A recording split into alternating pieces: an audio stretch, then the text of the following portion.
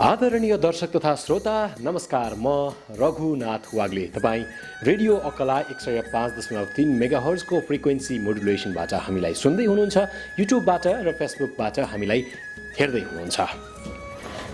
पछिल्लो समयमा कार्यक्रम शिक्षा र सरोकारमा हामीले विभिन्न शैक्षिक सङ्घ संस्थाहरूसँग सम्बन्धित शैक्षिक व्यक्तित्वहरूसँग यो कठिन परिस्थितिमा शिक्षाको यो क्षेत्र कसरी अगाडि बढाउनुपर्छ, लामो समय बन्द भयो, विद्यार्थीहरूको भविष्य अन्योलमा भयो, केही समय विद्यार्थीहरू र अभिभावकहरू अनिर्णयको बन्दीमा रहन बाध्य भए। यसको उचित काउन्सेलिङ अथवा उचित निकास विद्यालयहरूबाटै हुनुपर्ने समय आएको छ। स्थानीय तहका सरकारहरूले अब विद्यालयहरूलाई वैकल्पिक शैक्षिक पद्धति अवलम्बन गर्नुहोस् र आवश्यकता परे विद्यार्थीहरूलाई प्रत्यक्ष साक्षात्कार गराएर समेत यो शैक्षिक सत्रलाई धान्नुहोस्, यो शैक्षिक सत्र खेर नफालौँ भन्ने खालको आशय आउने खालको नोटिस सार्वजनिक समेत गरेको छ। त्यसपश्चात पोखरा महानगरपालिकाभित्र रहेका केही सामुदायिक विद्यालयहरू र केही निजी विद्यालयहरूले विद्यार्थीहरूलाई प्रत्यक्ष सहभागी गराई शिक्षण सिकाइ क्रियाकलापलाई अगाडि बढाउन सुरुवात गरेको पनि परिवेश छ र यही परिप्रेक्ष्यमा केही विद्यालयहरूले वैकल्पिक शिक्षा पद्धतिलाई अवलम्बन गर्दै जुम, गुगल मिट लगायतका सफ्टवेयरहरूलाई प्रयोग गर्दै अनलाइनमा विद्यार्थी भाइ बहिनीहरूलाई अध्यापन गराउँदै आइरहेको पनि परिप्रेक्ष्य छ। यो अवस्थामा सरकारी विद्यालयहरू, सामुदायिक विद्यालयहरू कसरी अगाडि बढिरहेका छन्? सामुदायिक विद्यालयहरूका शिक्षकहरूले त तलब पाउँछन्, सामुदायिक विद्यालयहरूमा अभिभावकहरूले मासिक शुल्क तिरेका त हुँदैनन्। यसमा पनि सामुदायिक विद्यालयहरूले विद्यार्थीहरूलाई प्रत्यक्ष साक्षात्कार गराई शिक्षण सिकाइ क्रियाकलापलाई अगाडि बढाइरहेको र अनलाइन पद्धतिबाट अध्यापन गराइरहेको यो परिवेश छ। यो समग्र परिवेशको एनालाइसिस गर्नको लागि र विशेष गरी एउटा निश्चित विद्यालयको स्तर उन्नति, शैक्षिक तथा भौतिक स्तर उन्नतिको बारेमा एउटा विद्यालयमा केन्द्रित रहेर उक्त विद्यालयका प्रधानाध्यापकसँग आजको बहस सञ्चालन गर्दैछौँ। पोखरा महानगरपालिका वडा नम्बर 25मा रहेको विष्णु पादुका माध्यमिक विद्यालयका प्रधानाध्यापक दीपक राज पौडेलसँग पछिल्लो समयको समकालीन शैक्षिक परिवेशमा रहेर हामी चर्चा अनि परिचर्चा गर्दैछौँ। दीपक सर, नमस्ते, स्वागत छ यहाँलाई। नमस्कार, धन्यवाद। Very young and energetic principal. मैले देखेको प्रिन्सिपलहरू मध्येमा तपाईँ एकदमै यङ देखिने, एनर्जेटिक देखिने र देख्दा पनि गुड लुकिङ। यसमा चाहिँ एकदम खुसी लाग्यो। थ्याङ्क यू हजुरलाई। सरकारी सेवा कहिलेबाट सुरुवात गर्नुभयो? सरकारी सेवा मैले 2063 साल पौष 30 गतेबाट गौरीशङ्कर माविबाट सुरुवात गरेको। तपाईँ जुन पेसामा हुनुहुन्छ त्यो पेसासँग तपाईँ सन्तुष्ट हुनुहुन्छ? हजुर, म अत्यन्त सन्तुष्ट भएर नै म लागि परेको अवस्था छ। यस्तो अब तपाईँका साथीभाइहरू, साथी सङ्गीहरू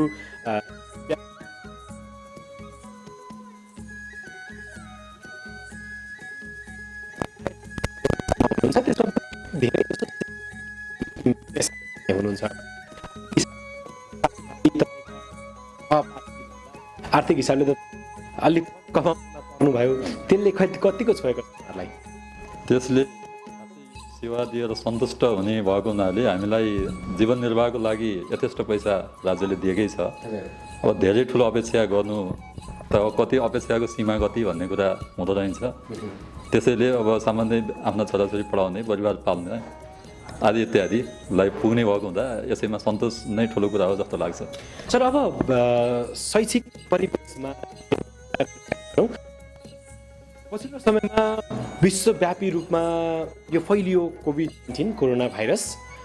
यसको कारणले गर्दा नेपाल आयो, यसबाट नेपाल पनि प्रभावित भयो। यसको शैक्षिक क्षेत्र झनै बढी प्रभावित भयो। लामो समयदेखि विद्यार्थीहरू विद्यालय जान पाएनन्, पढ्न पाएनन्। निजी तथा सरकारी विद्यालय सबै बन्द भए। पछिल्लो समयमा अब तपाईँहरूले वैकल्पिक पद्धतिबाट अध्यापन सुरुवात गर्नुभएको छ। केही विद्यार्थीहरूलाई विद्यालयमै बोलाएर पनि, तपाईँको विद्यालयले त विद्यालयमै बोलाएर भए तापनि विद्यार्थीहरूलाई पढाउन सुरुवात गरिसक्नु भएको छ। अब डर लाग्न छोडेको हो अब यो कोभिड-19 सकिएको हो यो शैक्षिक दृष्टिकोणबाट हेर्दाखेरि? होइन, यसमा जब यो लकडाउनको अवस्था भयो, अब सबै जुन त्यो सुरुवातको अवस्थामा हामी अत्यन्त आतङ्कित भयौँ। राज्य नै आतङ्कित भएको अवस्था थियो, विश्व नै आतङ्कित भएको अवस्था थियो। बिस्तारै चैत वैशाख हामी लगभग त्यही रिजल्ट तयारी गरेर प्रकाशन मात्रै गर्ने अवस्थामा थियौँ। र जब असार लागेपछि हामी लगभग शिक्षकहरू प्राय नियमित रूपमा स्कुलमा आउने र विद्यार्थीहरूलाई हामी एक चरण घदैलो पनि गरिसक्यौँ। त्यसपछि तिनीहरूलाई त्यही बेलामै वैकल्पिक पद्धतिको कुरा केही सुरु त भएको थियो। त्यही बेलामा हामीले रेडियो टेलिभिजनका कार्यक्रमहरू तिमीहरूले यसरी पढ है र हामीले पुस्तक पनि असार लागेपछि वितरण गरेको अवस्था थियो। तिमीहरूले पुस्तकहरू पनि बाबु नानीहरूले सबैले पढ्नुपर्छ। लगभग हामी कहाँ यहाँ भएका धन्नै 50%भन्दा बढी विद्यार्थीहरूले पुस्तक लगिसकेको अवस्था पनि थियो। त्यसपछि एक चरणमा घर दैलो सकिसकेर हामीले फोन नम्बरहरू टिपेर अनि उहाँहरूलाई फोनबाट पनि सहजीकरण गरौँ भन्ने प्रक्रिया हामीले असारमा गऱ्यौँ। त्यसपछि साउन लागिसकेपछि अब यसले मात्रै भएन, अब महानगरले पनि एउटा त्यो होमवर्क डायरी वितरण गर्ने भन्ने कुरा आयो र त्यसपछि त्यो साउनको त्यही 18 पछि हामीले होमवर्क डायरी वितरण सम्पूर्ण विद्यार्थीहरूलाई स्कुलमा बोलाएर होमवर्क डायरी वितरण गरेको अवस्था थियो। त्यसको लगत्तै एक हप्तापछि हामी उनीहरूलाई एक दिन पालो लगाएर होमवर्क चेक गर्ने भन्ने एउटा प्लानिङमा थियौँ। फेरि त्यस लगत्तै कर्फ्यू लागेको अवस्था भदौ 2मा भयो। भदौ 2मा कर्फ्यू लागेपछि हामी त निस्कन सक्ने अवस्थै भएन। त्यसपछि केही समय हाम्रा गतिविधिहरू त्यत्तिकै थाँतिरहेको अवस्था थियो र जब भदौको अन्तिम लाग्ने अवस्थामा नेपाल सरकारले यो वैकल्पिक सिकाइ निर्देशिका जारी गर्यो। त्यसपछि महानगरले पनि अब यसलाई कसरी लागू गर्ने भन्ने सन्दर्भमा भदौको 29 गते हाम्रो यो क्षेत्रका प्रहरीको मिटिङ हामी राष्ट्रियमाविमा सञ्चालन भएको अवस्था थियो। त्यसपछि लगत्तै हामीले भाद्र 31 गते हामी संयुक्त बैठक बस्यौँ। अभिभावक विवेश शिक्षक अभिभावक सङ्घ र हामी शिक्षक स्टाफहरू बैठक बसेर हामी वैकल्पिक सिकाइ सङ्घका 5वटा त्यहाँ अल्टरनेटिभहरू छन्। ती 5वटा अल्टरनेटिभमा हामी कसरी जान सक्छौँ त भनेर हामीले सबै केलाउँदा हामी जान सबैमा पर्छ र त्यसमध्ये पनि हाम्रा विद्यार्थीको हामीले घर दैलोबाट पाएको अवस्था के थियो भन्दा अराउन्ड 10% को विद्यार्थीलाई मात्रै हामी अनलाइन पहुँच दिन सक्ने अवस्था रहेछ भनेको हुनाले अब 10%लाई मात्रै हामी अगाडि लैजाँदा अरू 90%लाई त त्यसले अन्याय गर्छ कि भन्ने हिसाबले होइन। अब हाम्रो यहीँ विद्यालयमै बोलाउँदा केही त्यसको बढी पहुँच पुग्छ कि भन्ने हिसाबले हामीले विद्यालयमै बोलाउने भन्ने 31 गते निर्णय गऱ्यौँ र हामीले भाद्र आश्विन 4 गतेबाट एउटा विद्यार्थीलाई एक हप्तामा 1 घन्टा पढ्ने गरी विद्यालयमा बोलाउने निर्णय गरेर अहिले हामीले 10 to 4 राख्ने अवस्था होइन। यो विद्यालय खुलेको अवस्था पनि होइन। हामी महामारीबाट होइन छँदै छैन भनेर हामीले स्कुल खोले अवस्था पनि होइन। अहिले हामीले सम्पूर्ण विश्व स्वास्थ्य सङ्गठनका सुरक्षा मापदण्डहरूकोमा रहेर विद्यार्थीहरूलाई एक गेटमै हामीले हाम्रो एकजना सरलाई राख्छौँ। त्यसपछि यतापट्टि नाम टिपाउँछौँ र उनीहरूलाई साबुन पानीले हात धुने, सेनिटाइजरहरू लगाउने र अब थर्मल गन अहिले हामीले विद्यार्थी अलि फेरि आतङ्कित हुन्छन् कि भनेर त प्रयोग नगरेको अवस्था छ। त्यता पनि जानुपर्छ कि भन्ने हामीले सोचेका छौँ र हामीले अभिभावकहरूलाई के आग्रह गरेका छौँ भने तपाईँहरूले आफ्ना बाबु नानीलाई बिरामी भएको छ होइन, त्यो अवस्था छ भने नपठाइदिनु होला, ज्वरो आएको छ भने नपठाइदिनु होला, घरमा राम्रोसँग केयर गरिदिनु होला र अब विद्यालयमा पढाउँदा हामीले सम्पूर्ण सुरक्षाका मापदण्डहरू अहिले अब हामी भर्खर विद्यार्थीहरू आउँछन् होला हामीले देख्न सक्छौँ। मास्क अनिवार्य लगाउनुपर्छ। यदि विद्यार्थीले भुलचुक लगाएको छैन हामी विद्यालयमा मास्क ल्याएर राखेका छौँ, हामी दिन्छौँ। उनीहरूले आउने गेटमा पस्ने बित्तिकै साबुन पानीले हात धुने, त्यसपछि आएर उनीहरूले आफ्नो नाम रेकर्ड गर्ने र एकजनाको हिसाबले उनीहरू ग्रुपमा पनि आउन नदिने र कक्षामा प्रवेश गरिसकेपछि एउटा बेन्चमा साइडमा हामीले एकजना 2 जना राखेर अधिकतम एउटा क्लास, हाम्रो क्लास साइज पनि ठुलो छ, अधिकतम 20 जना भन्दा बढी नराख्ने गरी हामीले क्लास सञ्चालन गरेका छौँ र हाम्रो 8, 9, 10 कक्षामा हामीले जोर बिजोर पद्धतिबाट सेक्सन विभाजन गरेका छौँ र विद्यार्थी आउँछन्, आफ्नो रोल नम्बर हेर्छन् र आफ्नो साइडमा उनीहरू बस्छन्। पछि परीक्षा दिँदा जस्तै गरेर बस्छन् र हामीले सकेसम्म विद्यार्थीलाई सहजीकरण गराउनलाई हामी प्रोजेक्टरबाट उनीहरूलाई शिक्षण गराउँछौँ। अहिले तत्काल उनीहरूसँग फेरि धेरै टच गराउने पनि अवस्था नहुन सक्ला भनेर प्रोजेक्टरबाट पनि पढाउने अवस्थाहरू सुरुवात गरेका जस्तो छौँ। सर, अब यहाँले विद्यार्थीहरूलाई विद्यालयमा बोलाउनुहुन्छ, थोरै सङ्ख्यामा बोलाउनुहुन्छ, त्यो पनि कक्षा कोठामा राख्दाखेरि सामाजिक दूरी कायम गराएर नै राख्नुहुन्छ। अब उचित मापदण्ड जे विश्व स्वास्थ्य सङ्गठनले अत्यावश्यक मापदण्डको रूपमा तोकेको छ, साबुन पानीले हात धुने, सेनिटाइजर प्रयोग गर्ने, मास्क लगाउने खालका ती मापदण्डहरू तपाईँहरूले सबै पुरा त गर्नुभएको छ। तर विद्यालयमा त अपरिपक्व विद्यार्थीहरू आउने हुन्, उमेरका हिसाबले, शैक्षिक हिसाबले, सबै हिसाबले उनीहरू परिपक्व भइसकेका हुँदैनन्, शारीरिक हिसाबले पनि परिपक्व भइसकेका हुँदैनन्।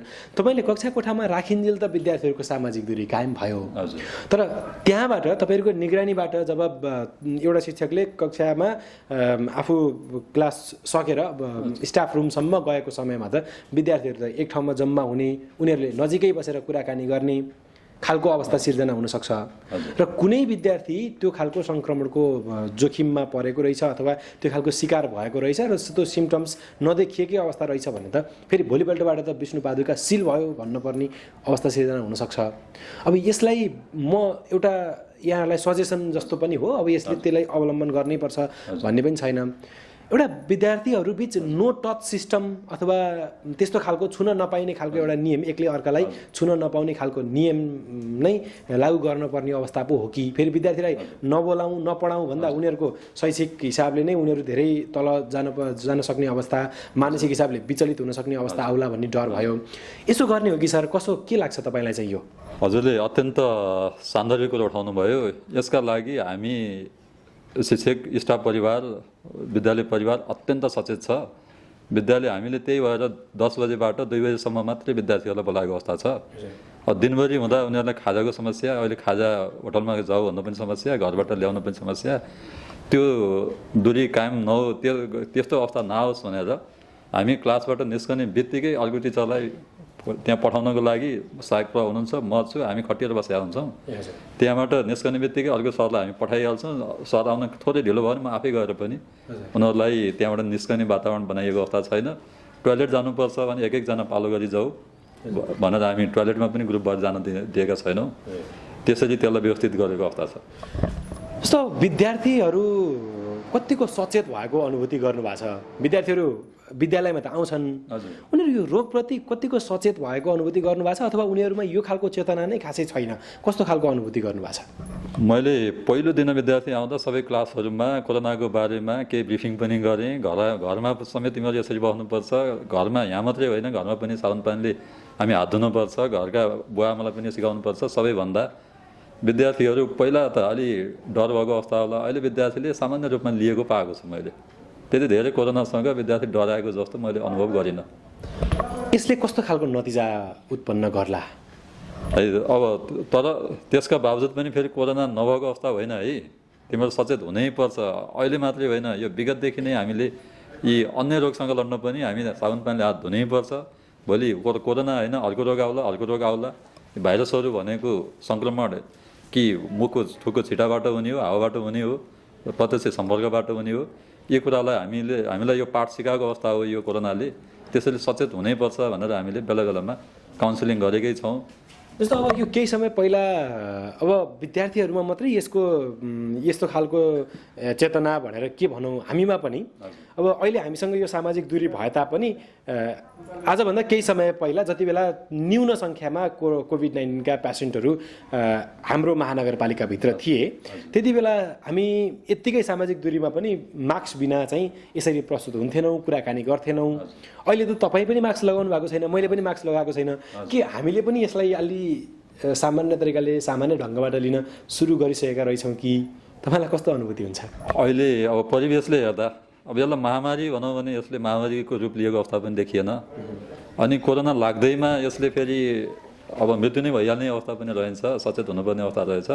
त्यसैले पहिलाको जुन डर थियो त्योभन्दा अहिले अब बिस्तारै हामी लिभिङ विथ कोरोना भनेर जानु नै पर्ने बाध्यात्मक परिस्थिति रहेको पनि हो भन्ने जस्तो महसुस गरेको छु मैले। अब तपाईँ यो विद्यालयमा प्रधानाध्यापकको रूपमा नियुक्ति भइसके पछाडि विष्णुपादुका माध्यमिक विद्यालयले एउटा प्रगतिको पाइला चालेको छ, त्यसको विषयमा कुराकानी गरौँ। त्यो भनेको अब विष्णुपादुकामा विद्यार्थीहरूले 11-12 को गुणस्तरीय शिक्षा प्राप्त गर्न पाउने सुविधा बिस्तारै प्राप्त गराउनको लागि तपाईँहरू लागिरहनु भएको छ। त्यसको लागि भौतिक निर्माणका कामहरू भइरहेका छन्। त्यसको त्यो लेभलको डकुमेन्ट्सहरू कता कता फरवार्ड गर्नुपर्ने हो यहाँहरूले सबै लगभग गरिसक्नु भएको छ।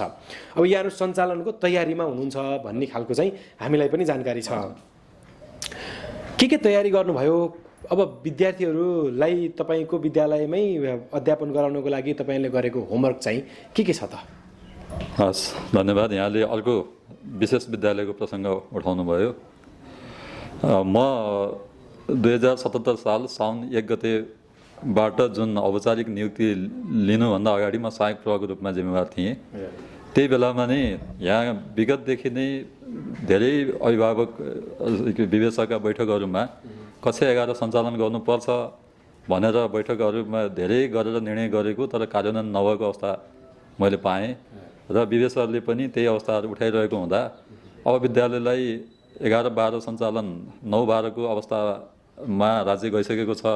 त्यसैले यसलाई जसै लानुपर्छ भनेर हामी असारमा जुन कोरोनाको अत्यन्त सङ्क्रमण भएको अवस्थामा पनि त्यसको लागि डकुमेन्टहरू जुटाउने सबै काममा लागेर हामीले महानगरमा प्रेस गऱ्यौँ र महानगरले हामीलाई व्यवस्थापन विषय अन्तर्गत 11-12 सञ्चालन गर्नको लागि हामीलाई अनुमति प्राप्त भएको अवस्था छ र यसका लागि अब सम्पूर्ण यो सहयोग गर्नुपर्ने निकायहरू हामीलाई 11-12 अनुमतिका लागि संलग्न सम्पूर्ण हाम्रो शिक्षक स्टाफहरू विवेचक लगायत सबैलाई म हार्दिक आभार व्यक्त गर्न चाहन्छु। र हामीले कक्षा 11 सञ्चालन गर्नको लागि हामीलाई चाहिने पूर्वाधारहरू अब 9-10 भन्दा केही फरक तरिकाले लैजानुपर्ने भएको हुनाले अहिले विद्यालय परिवार सम्पूर्ण पूर्वाधारका लागि लागिरहेको अवस्था छ। हजुरले पनि देखिरहनु भयो होला। अहिले हाम्रो 6 कोठे भवन हामी प्रशासनिक भवन, त्यसपछि त्यसलाई 11-12 को लागि छुट्टै भवन छुट्टै क्लास राख्नको लागि हामी लगभग अब अन्तिम चरणमा पुगेको अवस्था छ। हामीलाई पूर्वाधारको कुनै कमी छैन। पूर्वाधार हामीसँग प्रशस्त कोठाहरू छन् र पनि अब विद्यार्थीलाई हामीले पहिलो वर्ष भएको हुनाले विद्यार्थीलाई यो गुणस्तरीयता र हामीले के दिन्छौँ भन्ने कुराको सुनिश्चितता गराउनु पर्ने अत्यन्त यो टड्कारोको अवस्थामा देखिँदो रहेछ। नाम चलिरहेकोलाई अब खासै समस्या नहोला। हामीले पहिला चलाउने भएको हुनाले पहिला जब हामीले 11-12 को सम्बन्धन प्राप्त गऱ्यौँ, गरिसकेपछि हामीले विभिन्न चरणमा घदैलो पनि गऱ्यौँ। हामीले यसरी 11-12 चलाउँदैछौँ है भन्ने कुरा हामीले अभिभावक समक्ष पुर्याउनु पर्ने। अनि त्यो बेलामा कर्फ्यू लागेको अवस्था भएको हुनाले हामी विज्ञापनतिर पनि अब पोस्टर प्रिन्टर केही गर्न पनि नपाउने अवस्था थियो र पनि हामीले त्यसका बावजुद पनि घदैलो गर्दै अब फेसबुकहरूबाट पनि प्रचार प्रसार गर्ने यदि गरेर लगभग अब विष्णुपादुकामा व्यवस्थापन अन्तर्गत 11-12 सञ्चालन छ भन्ने कुरा हामी रेडियोहरूबाट पनि विज्ञापन गरेको अवस्था छ र सबै अभिभावकहरूलाई यसको जानकारी भएको अवस्था छ। र त्यसपछि हामीले हाम्रै विद्यार्थीहरूलाई पहिलो चरणमा हाम्रा आधार भनेका हाम्रा विद्यार्थी हुन्।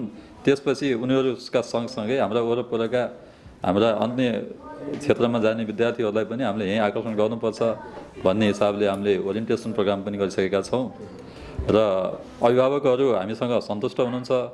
हामीले उहाँलाई गुणस्तरीयता हाम्रो पहिलो प्रश्न हाम्रो पहिलो उहाँलाई विश्वास गराउने भनेको हामीले गुणस्तरीयता प्रदान गर्ने। क्वालिटी एजुकेसन अहिलेको सबैभन्दा ठुलो कुरा हो। त्यसैले म्यानेजमेन्टमा दक्ष जनशक्तिलाई हामीले भित्राएर हामीले गुणस्तरीय शिक्षा दिनमा हामी प्रतिबद्ध छौँ। त्यसका लागि हामी अन्य कलेजमा पढाइरहनुभएका सरहरूलाई नै हामी यहाँ संलग्न गराएर हामी उहाँलाई पहिलो वर्ष हामी उत्कृष्ट रिजल्ट निकाल्नको लागि हामी कुनै पनि कदम पछि पर्ने छैनौँ भन्ने कुरा हामी सम्पूर्ण अभिभावकहरूलाई विश्वस्त दिलाउन चाहन्छौँ। अब विद्यार्थीहरू बाहिरका कलेजका शिक्षकहरू आएर पढाइदेलान् भन्ने हिसाबले यहाँ आउनु पर्यो। त्यसो भने तपाईँहरू शैक्षिक हिसाबले तयारी चाहिँ हुनुहुन्न। बाहिरको जनशक्ति ल्याएर भए तापनि शिक्षकहरूलाई चाहिँ के अरे विद्यार्थीहरूलाई उचित नतिजा दिन्छौँ भन्नेमा चाहिँ तपाईँहरू हुनुहुन्छ? होइन, त्यसो होइन। हामी बाहिर पढाइरहेका सरहरू हामी यहीँ संलग्न छौँ। हामी हाम्रो एकाउन्ट सर हामी विगत लामो समय अनुभव गरेका सर हुनुहुन्छ। बिजनेस सर त्यस्तै हुनुहुन्छ। म पनि अर्थशास्त्र विषयमा विगत 10औं वर्ष पोखराका नाम्चलेका कलेजमै पढाएर आइरहेको अवस्था छ। त्यसरी नै हाम्रो यहीँका दक्ष जनशक्ति शिक्षक सेवा आयोगबाट नाम निकालेर प्रवेश गर्नुभएका जनशक्तिहरूबाट नै उहाँलाई नै त्यहाँबाट पनि योग्य सरहरूलाई क्लास दिएर उहाँहरूबाट नै गुणस्तरीय शिक्षा दिन सकिन्छ भन्नेमा हामी विश्वस्त छौँ र हामी त्यसरी नै लागि परेको अवस्था छ। जस्तो अब दिपक सर, यो सरकारी विद्यालयहरूसँग सम्बन्धित एक खालको स्टेरियोटाइप बजारमा अथवा समाजमा स्थापित भएको एउटा विषय छ, त्यो सबै विद्यालयहरूमा लागू हुन्छ भन्न खोजेको त होइन। अब सरकारी विद्यालयहरूमा राजनीतिको हावी अलि बढी हुन्छ। व्यवस्थापन समितिका मानिसहरूले प्रधानाध्यापकलाई राजनीतिक विचार नमिलेको कारणले गर्दा काम गर्न नदिने, होइन, अथवा व्यवस्थापन समितिले गर्नुपर्ने निर्णयहरू नगरिदिने, विद्यालयभित्रै आन्तरिक विवाद धेरै हुने खालका परिस्थितिहरू धेरै विद्यालयहरूमा देखिन्छ। कतिपय विद्यालयहरूमा आर्थिक अनियमिततासम्म भएर राजीनामा समेत जुन पदमा छ त्यो पददेखि चाहिँ राजीनामा समेत दिनुपर्ने अवस्था सिर्जना भएका कैयन समाचारहरू हामीले देखेका छौँ। अब विष्णु पादुका विद्यालयमा तपाईँले व्यवस्थापकीय पाटो सम्हाल्ने क्रममा तपाईँलाई यहाँका स्थानीयवासीहरूले, यहाँका वडामा निर्वाचित जनप्रतिनिधिहरूले अनि यहाँका विभिन्न राजनीतिक दलका पदाधिकारीहरूले, वडामा जिम्मेवारी लिएर बसेका उच्च ओहदामा रहेका व्यक्तिहरूलेदेखि लिएर सबै राजनीतिक पृष्ठभूमिबाट उठेका व्यक्तिहरूले कतिको सहयोग गरेका छन् कि तपाईँलाई काम गर्नको लागि अलिक कठिनाइ छ, के छ? म भर्खर नवप्रवेशी भएको हुनाले मैले त्यति धेरै महसुस गर्न पाएको अवस्था छैन।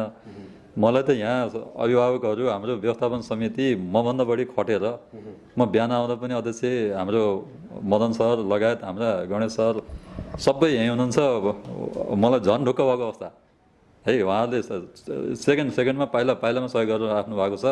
हाम्रो भवन निर्माणहरू भइरहेको अवस्था छ।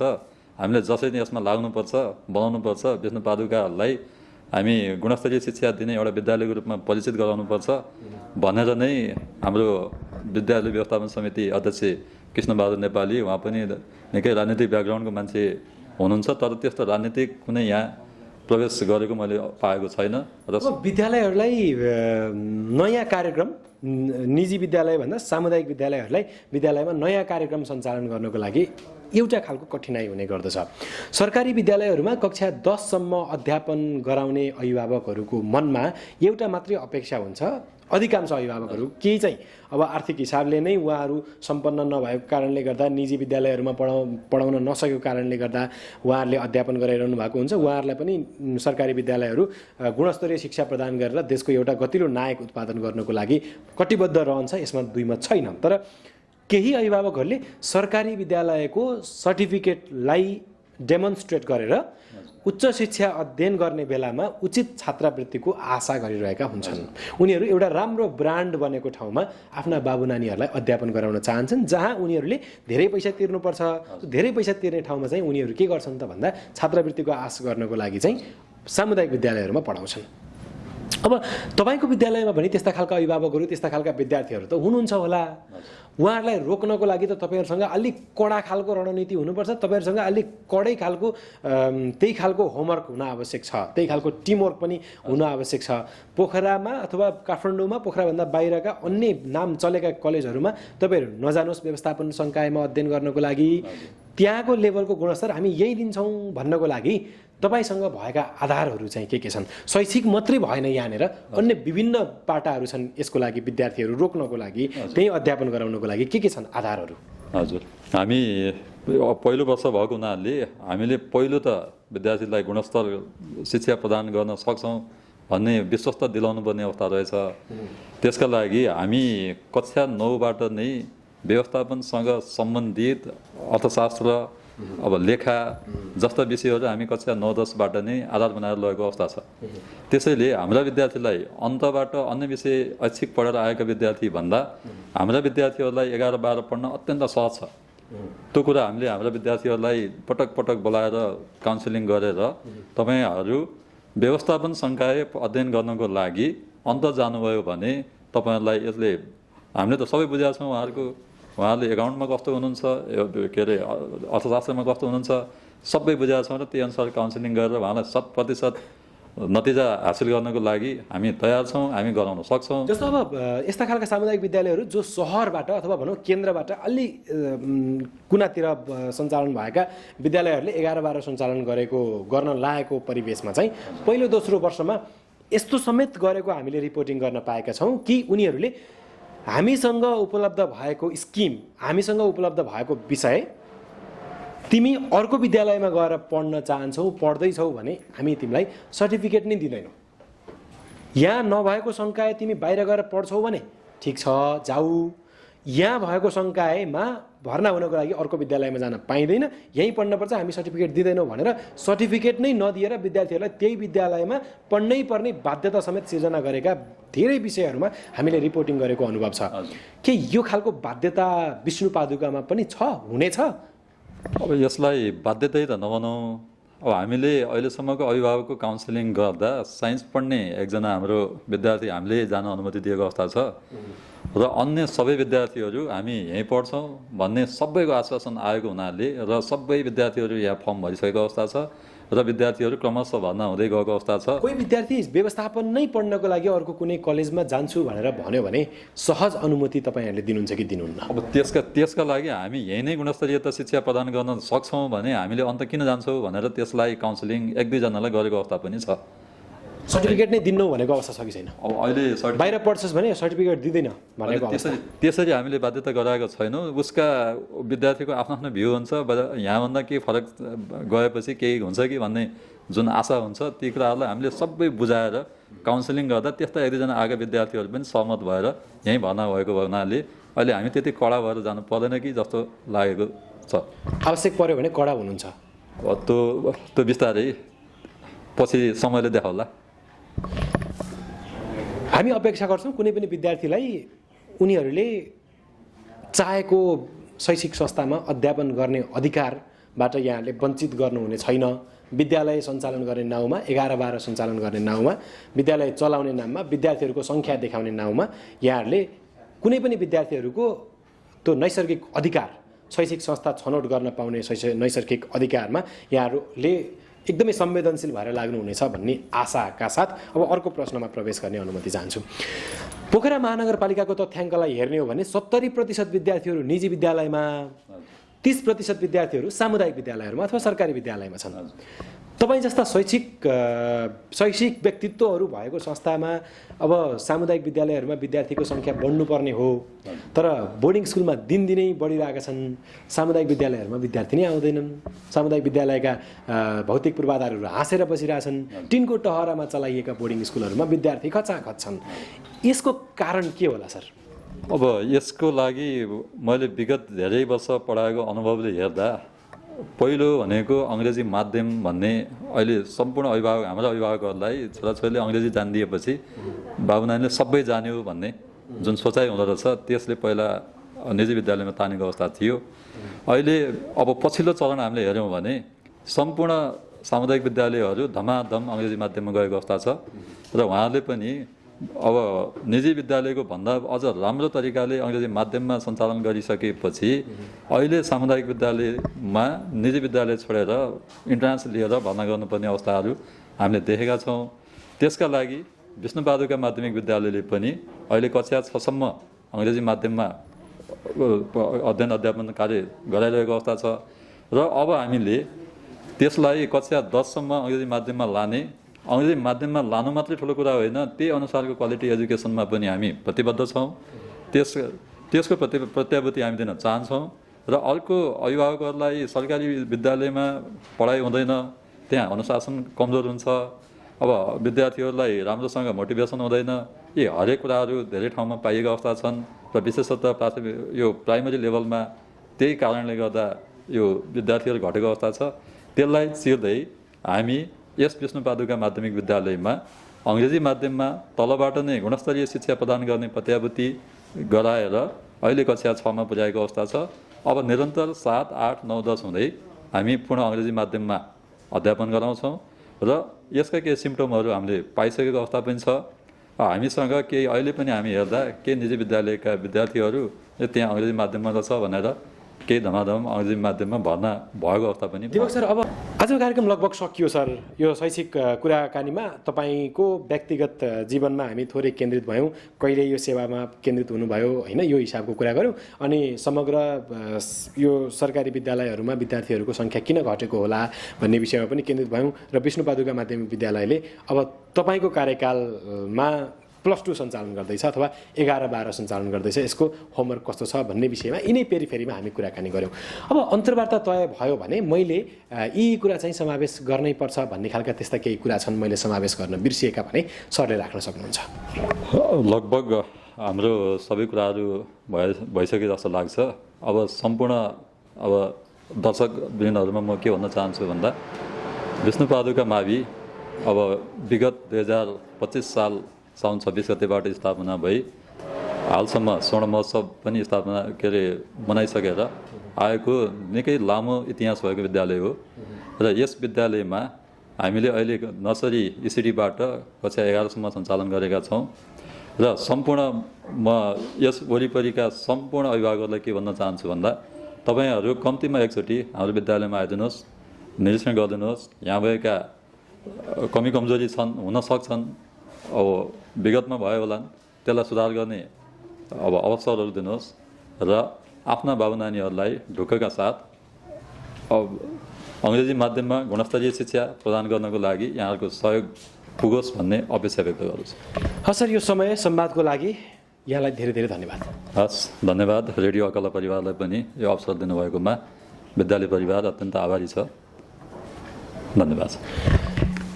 आदरणीय दर्शक तथा श्रोता, यो थियो भलाकुसारी विष्णु पादुका माध्यमिक विद्यालयका प्रधानाध्यापक दीपक राज पौड्यालसँगको।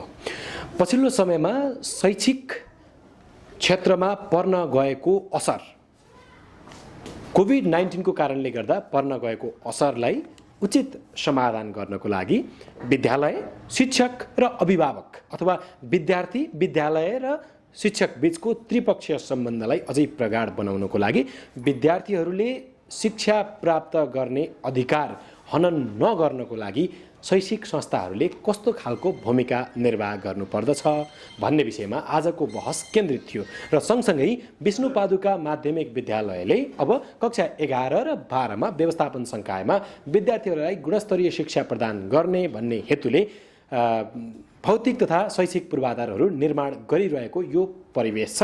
यहाँ संलग्न भएका, यहाँ अध्यापन गरिरहनु भएका शिक्षकहरू अथवा शिक्षिकाहरू अन्य उच्च माध्यमिक शिक्षा भनिन्थ्यो पहिला, र कक्षा 11 र 12 मा अध्यापन गराइरहनु भएको अनुभव सङ्घाल्नु भएका शिक्षक शिक्षिकाहरू नै भएको कारणले गर्दा विष्णु पादुका माध्यमिक विद्यालयले कक्षा 11 र 12 मा सञ्चालन हुने व्यवस्थापन संकायमा उपयुक्त अथवा उचित अथवा अब्बल दर्जाको नतिजा प्रकाशन गर्न सक्ने कन्फिडेन्स व्यक्त गरिरहेको छ। र सँगसँगै कोरोनाको समयमा अब विद्यालयहरू कसरी सञ्चालन गर्नुपर्छ भन्ने विषयमा एक खालको मार्ग कोर्न सक्ने लेभलको यो अन्तर्वार्ता भयो होला भन्ने हामीले आशा गरेका छौँ। आजको कार्यक्रम सकियो। म रघुनाथ वाग्ले, क्यामेरामा आर्यन ढकाल सँगै सूर्य ढकाल र रेडियो अकलाका सम्पूर्ण टिम सहित सबैलाई बिदा दिनुहोस्। नमस्कार।